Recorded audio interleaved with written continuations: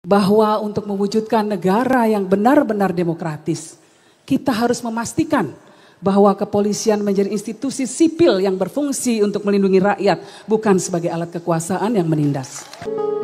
Bapak Ibu sekalian yang saya hormati, tembang ini berkisah tentang kewajiban manusia untuk mencari hakikat kehidupan. Dan hidup yang hakiki abadi, manusia punya kewajiban yang satu, yaitu mengetahui hakikat ilmu. Hakikat ilmu itu terangkum dalam aksara. Dan asal mula aksara hanya satu, yaitu alif. Alif inilah yang menjadi petunjuk yang memuat seluruh substansi kegaiban. Kenapa saya memulai sambutan saya dengan tembang ini? Karena untuk mengingatkan kita semua bahwa dalam kehidupan kita, secerdas apapun kita, sepintar apapun kita, seberkuasa, sekuat-kuatnya kita, tetap hakikat kehidupan yang paling utama adalah untuk mencari jalan ilahi. Dan itu ditunjukkan oleh alif yang menjadi petunjuk.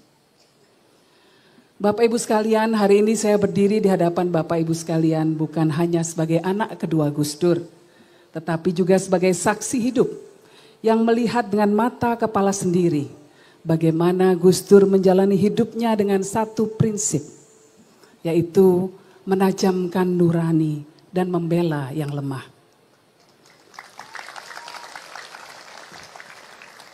Banyak dari kita yang mengenang Gus Dur sebagai sosok yang tidak bisa melihat secara fisik. Tetapi nuraninya begitu tajam. Jauh lebih tajam daripada orang-orang yang memiliki penglihatan sempurna.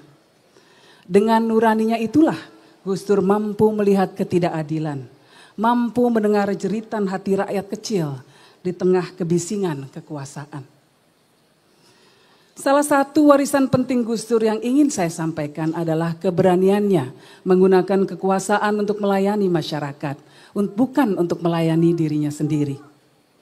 Gus Dur memahami bahwa kekuasaan adalah amanah, bukan alat untuk memanipulasi atau merugikan rakyat. Tasyaruful imam ala ra'iyah manutun bil maslahah. Inilah dalil yang kerap dikutip Gus Dur sebagai pegangan beliau. Kebijakan pemerintah atas rakyatnya harus didasarkan kepada kemaslahatan yang ada di tengah masyarakat. Sebagai presiden, Gus Dur menaikkan gaji seluruh pegawai negeri. Karena ia tahu rakyat kecil hidupnya susah. Ia tidak pernah menggunakan jabatannya untuk memperkaya diri atau sekedar mempertahankan kekuasaan. Semua yang beliau lakukan adalah untuk kepentingan masyarakat.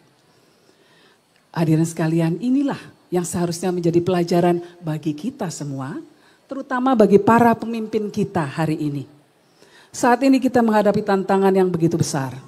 Rakyat hidup dalam kesulitan, harga kebutuhan pokok melonjak, daya beli menurun, kelas menengah turun kelas, bahkan berkurang jumlahnya sebanyak 9 juta orang. Para ekonom menganalisa bahwa konsumsi domestik adalah penopang terbesar laju ekonomi Indonesia. Tetapi justru saat ini ada rencana pemerintah untuk menaikkan pajak pertambahan nilai menjadi 12%. Apakah ini bijak? Mari kita lihat negara lain. Singapura justru memberikan bantuan tunai kepada rakyatnya. Vietnam menurunkan pajaknya dan justru memperkecil jumlah pejabatnya. Namun Indonesia justru mengambil langkah sebaliknya. Jika Gus Dur masih ada, saya yakin beliau akan berdiri bersama rakyat kecil dan mengatakan, hentikan rencana ini. Prioritaskan kesejahteraan rakyat, bukan hanya angka-angka di atas kertas. Turunkan angka korupsi, bukan malah rakyat yang harus dibebani. Hadirin yang saya cintai, ada satu lagi pelajaran besar yang diwariskan oleh Gus Dur. Yaitu beliau mampu membedakan mana kekuasaan dan mana kemanusiaan.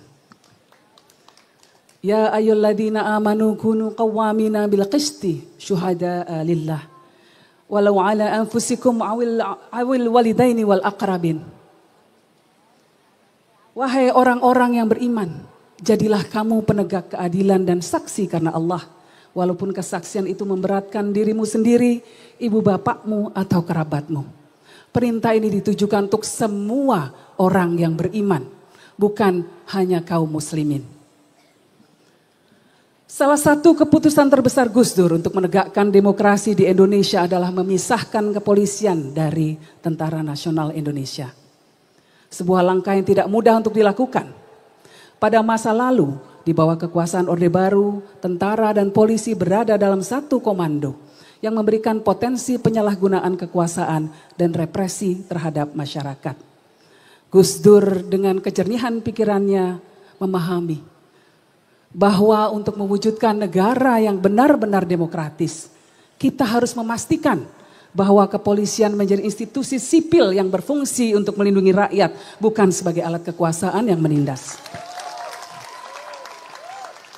Saat ini kita memberikan acungan jempol untuk Tentara Nasional Indonesia yang telah belajar dari kesalahan di masa lalu dan telah menerapkan disiplin diri yang sangat kuat untuk tidak lagi cawe-cawe dalam politik. Bahkan Presiden Prabowo Subianto terpilih melalui mekanisme demokrasi. Tetapi fenomena sebaliknya justru terjadi pada aparat kepolisian. Polisi yang seharusnya melindungi rakyat justru menjadi ancaman di masyarakat. Gama Rizkinata, siswa SMK 4 Semarang. Budiman Arisandi, warga Palangkaraya.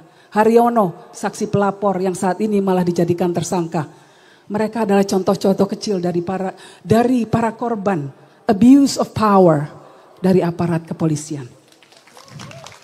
Amnesty International mencatat bahwa sepanjang tahun 2024 saja ada 116 kasus kekerasan yang melibatkan polisi. 29 diantaranya adalah extrajudicial killing atau pembunuhan di luar hukum. Dan 26 adalah kasus penyiksaan dan tindakan kejam. Saya ingin mengajak kita semua untuk merasakan sejenak apa yang Gus Dur rasakan. Ketika ia melihat ketidakadilan, ketika ia melihat kebrutalan, ketika ia melihat masyarakat yang terabaikan dan tertindas. Bayangkanlah sejenak bagaimana perasaan kita jika kita berada di posisi mereka yang selalu dipinggirkan, yang suaranya tidak pernah didengar. Apakah kita akan diam begitu saja? Apakah kita akan membiarkan mereka terus berada dalam kesulitan? Kita tentu tidak setuju dengan wacana polisi dikembalikan posisinya menjadi di bawah TNI atau di bawah kementerian tertentu. Karena ini adalah sebuah hal yang diperjuangkan oleh Gus Dur untuk memastikan adanya alat dari masyarakat sipil, yaitu kepolisian. Tetapi kita juga perlu mengingatkan aparat kepolisian untuk melakukan pembenahan secara menyeluruh dalam lembaganya. Agar tidak lagi terjangkit fenomena trigger happy atau terlalu mudah menarik pistol. Tugas kita bersama adalah mengembalikan polisi dan semua lembaga negara pada fitrahnya. Menjadi pelindung rakyat, bukan pelindung kepentingan segelintir orang belaka. Bapak Ibu yang saya hormati, Gus Dur pernah berkata, yang lebih penting dari politik adalah kemanusiaan. Pernyataan ini mengajarkan kepada kita semua bahwa segala keputusan, kebijakan, dan tindakan kita harus berlandaskan nurani. Sebab pada akhirnya nurani yang tajamlah yang akan membawa kita semua menuju jalan yang benar, menuju keadilan yang hakiki. Seperti alif yang menjadi petunjuk, semua ilmu yang kita miliki, semua kuasa yang kita pegang, semua harta yang kita nikmati hendaknya diarahkan menuju jalan ketuhanan. Yaitu dengan cara melayani semua umat Tuhan di bumi. Dengan menegakkan keadilan dan selalu membela mereka yang lemah. Terima kasih, semoga kita semua bisa menjadi penerus perjuangan Gus Dur, menjadi orang-orang yang berjuang untuk kaum-kaum yang terpinggirkan. Wallahu muwaffiq ila aqwamit thoriq. Wassalamualaikum warahmatullahi wabarakatuh.